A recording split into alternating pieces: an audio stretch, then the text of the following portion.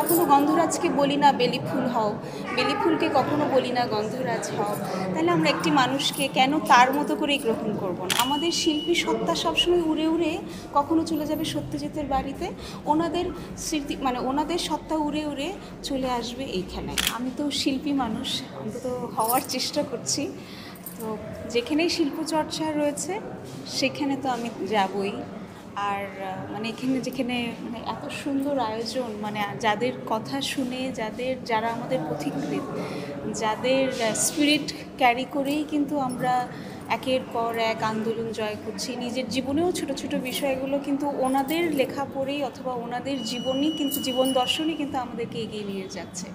তো সেই জায়গাগুলোতে অবশ্যই এই মানুষগুলোকে এভাবে শ্রদ্ধা জানানো এবং এরকম একটা জায়গায় মুক্তিযুদ্ধ জাদুঘরে আমার ভীষণ ভালো লেগেছে। এবং আমার বন্ধুরা আমাকে এখানে ডেকেছে, সেটা আমি প্রথমে বুঝতে পারিনি। আমি বললাম যে আচ্ছা ঠিক আছে আমি আসি, দেখে যাই কেমন লাগে। আমি আসার পরে একেবারে আটকে গেছি, অনেক ভালো লাগছে।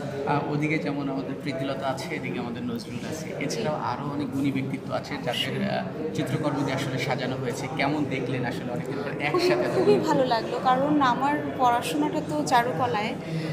তো তুলির একজন শিল্পী যখন তুলির আঁচড়ে ছবিটা আঁকে, সেইটা কত সাধনার এবং কত প্রেমের হয় সেটা অন্তত কিছুটা আমি জানি।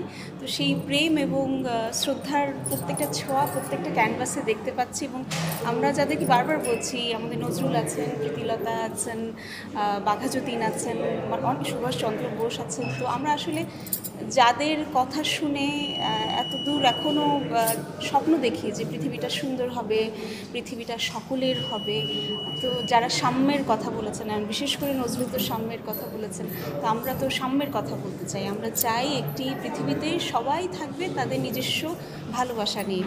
আর আমার একটা কথাই সবসময়, যখন আমরা কখনো গন্ধরাজকে বলি না বেলি ফুল হও, বেলি ফুলকে কখনো বলি না গন্ধরাজ হও, তাহলে আমরা একটি মানুষকে কেন তার মতো করেই গ্রহণ করব না? তো সেই পৃথিবীটাই সবচেয়ে সুন্দর হবে যখন আমরা এরকম মানুষের এই মানুষগুলোকে শ্রদ্ধা জানাবো এবং তাদের আদর্শ এগিয়ে নিয়ে যাব। আপু, এই গুণী ব্যক্তিত্বগুলো আমাদের ইতিহাস ঐতিহ্যের সাথে ওতপ্রোতভাবে জড়িত এবং আমাদের সংস্কৃতিকে আরও সামনের দিকে নিয়ে যাওয়ার জন্য তাদের যে মতাদর্শ ছিল সেগুলো খুবই গুরুত্বপূর্ণ ভূমিকা পালন করবে। সেই অনুযায়ী তাদের যেই ইতিহাস কর্মগুলি বা কার্যক্রম আমরা কি ঠিকমতো তুলে ধরতে পারছি কিনা আমাদের জেনারেশনে?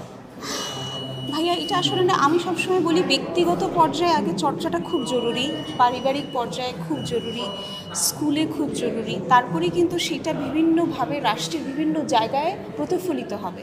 তো এই চর্চাটা সামহাও বেসিক্যালি, যেমন ধরেন আমি ছোটোবেলায় কিন্তু আমার বাবার মুখেই এনাদেরকে চিনে ফেলেছি, হয়তোবা ছবিটাও হয়তোবা ওইভাবে না দেখলেও কিন্তু এই নামগুলো, ওনাদের কথাগুলো আমার আমি খেলছি কিন্তু উনি বলছেন। তো সেই সময়টা দেওয়াটাও কিন্তু খুব জরুরি। আমরা সবসময় বলি নিউ জেনারেশন কিছু জানে না, আমরা কি আদৌ তাদেরকে জানিয়েছি? আমরা কি আদৌ তাদের জন্য সেরকম সিনেমা বানিয়েছি, সেরকম অ্যানিমেশন করছি? আরেকটা বিষয় হচ্ছে যে আমরা খুব জটিলভাবে, খুব কঠিনভাবে প্রকাশ করলে ওরা তো সেটা নেবে না। তো একজন শিশুকে তো তার জায়গায় যেয়েই বোঝাতে হবে।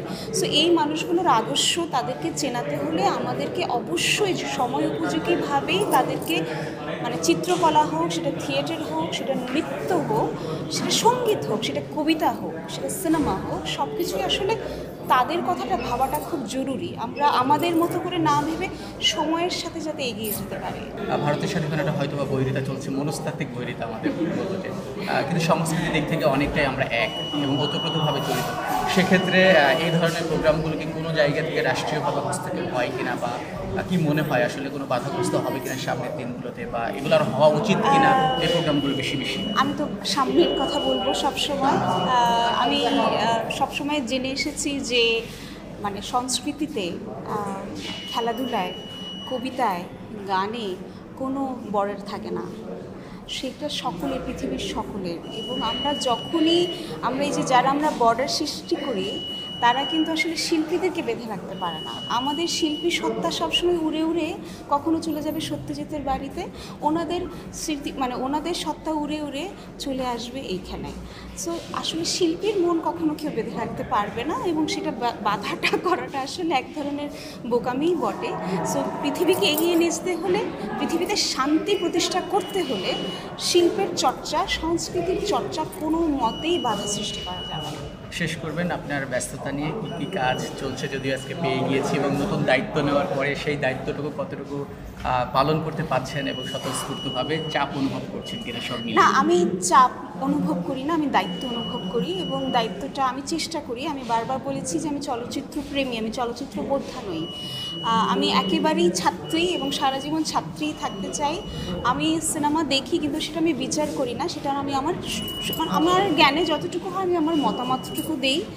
আর আমি ভীষণ এনজয় করছি, কারণ আমরা বাংলাদেশের যেমন সিনেমা দেখতে পাচ্ছি, আমরা বিশ্বের অনেক সিনেমা দেখতে পাচ্ছি। একজন শিল্পী হিসেবে এটা আমাকে ঋদ্ধ করছে, প্রসিদ্ধ করছে, এবং রাষ্ট্রের যেহেতু দায়িত্ব, আমি আমার যতদিন আমার এখতিয়ার আছে, যতদিন আমার এইখানে কাজ করার সুযোগ আছে, আমি আমার জায়গা থেকে চেষ্টা করব। যেমন ধরেন আমি শিল্পীদের এনওসি নিয়ে কাজ করছি, আমি বন্য প্রাণীদের তারা যাতে একটা জায়গায় তাদের সুরক্ষা নিয়ে কাজ করছি, আমি প্লাস্টিকের বিরুদ্ধে কাজ করছি।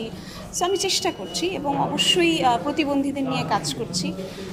সো বাকিটা তো আসলে সময় বলবে। তো দেখি কতটুকু যাওয়া যায়, আর সবার আশীর্বাদ ছাড়া তো কোনো কিছুই সম্ভব না। দোয়া করবেন। Thank you. কেউ না বুঝলেও আমরা আপনার প্রয়োজন বুঝি, আর তাই তো অত্যাধুনিক ফিচার সম্বলিত বিভিন্ন সাইজ আর কালারের 250টিরও বেশি ডিজাইন অপশন নিয়ে ওয়ালটন স্মার্ট ফ্রিজ বোঝে আপনার প্রয়োজন।